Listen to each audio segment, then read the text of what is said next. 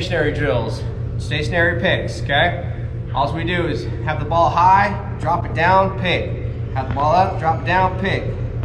Okay? Now, we're gonna incorporate our footwork to it, okay? Now we're gonna drop the ball, pick, right, left, exchange. Drop the ball, pick, right, left, exchange. Now here it is a little quicker speed. Again, I can't stress enough, master speeds before you go to the next speed. Okay, master something, then go to the next speed. Now, we're gonna do backhands. Good wide base, good hinge, okay? We don't ever wanna fill a backhand with a straight arm. If that happens, we have no give, more times than not. Ball hits our palm. Ball hits our palm, ejecto, okay? We don't want that. Now, it's the same exact thing. I want to cross my hands as such. Good athletic position. Drop and pick. Drop and pick. Now let's incorporate our footwork. We drop, pick, right, left, exchange. Drop, pick, right, left, exchange. A little quicker speed. When you finish your infielding class, i.e. you working on your own, okay? Let's finish with a nice fielding position, getting our triangle, and just sit here. Try to max out at 45 to a minute. Just sit here, proper fielding position. Chest up, you can even have butt up a little bit, but again, knees over, athletic position, field. Now I always want to see the top of your cap. Do not let your glove touch the ground. When we're doing these drills, challenge yourself. Try to get 10 in a row. If you don't get 10 in a row, do not move on to the next drill until you master those 10 balls. Then move on, okay? Always challenge yourself to get better. Don't just say, oh, I got 3 in a row, I'm good. Get 10 in a row. Feel the burn in your legs. You'll thank me for it later.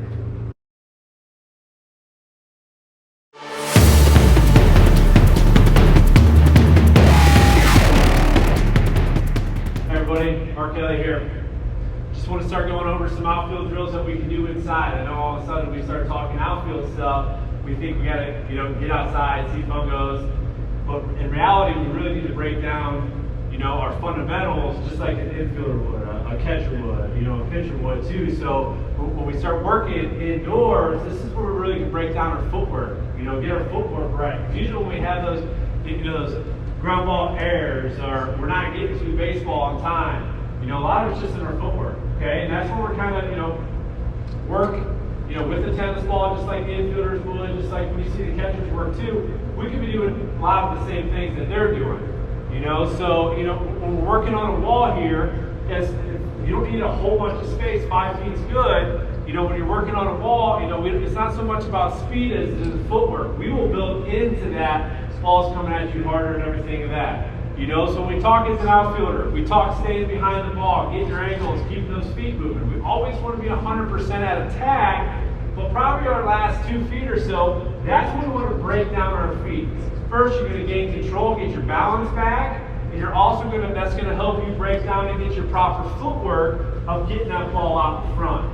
So a lot of the times when we work, we see a lot of our guys, our players try to feel the ball back here behind you, but initially we got to have that ball out in front. We don't want that weight to be shifted on our front foot. We have to make the furthest throw out of anybody on the field. We're talking 200 feet, 250 into a ball in the gap, to where we have to use our legs. We have to maintain that balance. We have to have that control so we can do that. When we talk about fielding the ground ball, we talk about, attack hard, we're attacking hard, breaking down, and then we're out in front, in a good, strong athletic. If you notice now, I got some weight on my back side here, ready for that push.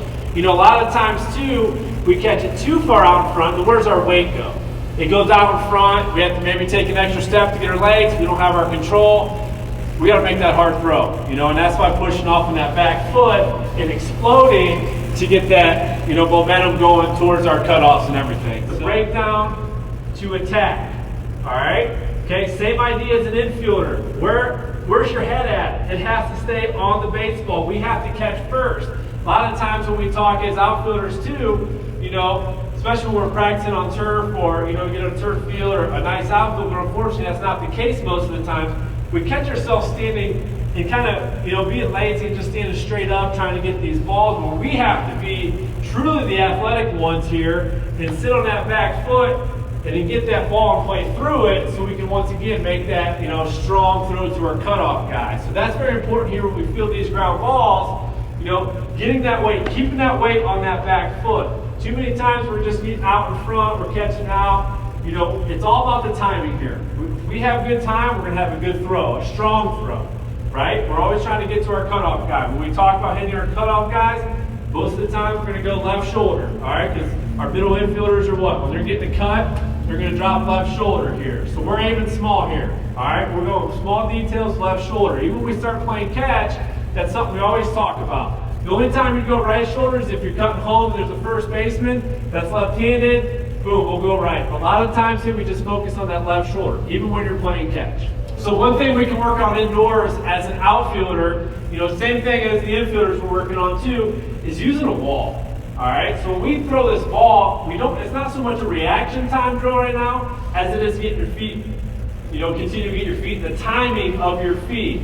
So when I'm throwing this to the ball, I'm keeping my feet moving here. So just as I would right before attack to break down to gain control of getting the proper footwork down to catch that ball out in front. So we're in here, you know, you can just get your feet moving, nice off the ball, read the hop, get it. All right, when we talk about the hop, if you see that big hop, go get it. All right, the in-between hops is what we want to stay away from, and that's a lot of the timing that we're working on as an outfielder there too. So once again, we're breaking down, we're throwing it, you know, get it, boom, see where your weight is. Now you can even freeze it if you have to. If you're getting caught out in front, you know, freeze it and see where you're at. You should feel a lot of pressure on that back knee, that back leg, those toes digging in the ground here so we can get our strong throw. Now, another outfield drill we can do with the wall is that we talk angles. When we talk angles, we talk infielders talk angles, pitchers, all that. So as do we. So we got to create that angle, and it's about squaring up the shoulders. So if you have a little bit more distance, you know, it doesn't have to be a huge angle or whatever, but if you have more distance, you can start stepping back a little bit and just getting a 1 or 2 step angle around the ball, so we can really square those shoulders up. A lot of times what we see is that if the ball's on this side, our momentum's going this way when our cut's over there. So our first steps are very important here of working around the ball so we can eventually end up squaring up our shoulders. So if you have a little bit more room, once again, you're not slamming the ball. You never want to be caught going backwards when you're doing these drills. You know, it's a good lob. We can build into a quicker pace, but it's a good lob. I'm getting around, boom, and hold it so we can continue to work on, you know, squaring up so we get that opportunity to get outside. We're already ready.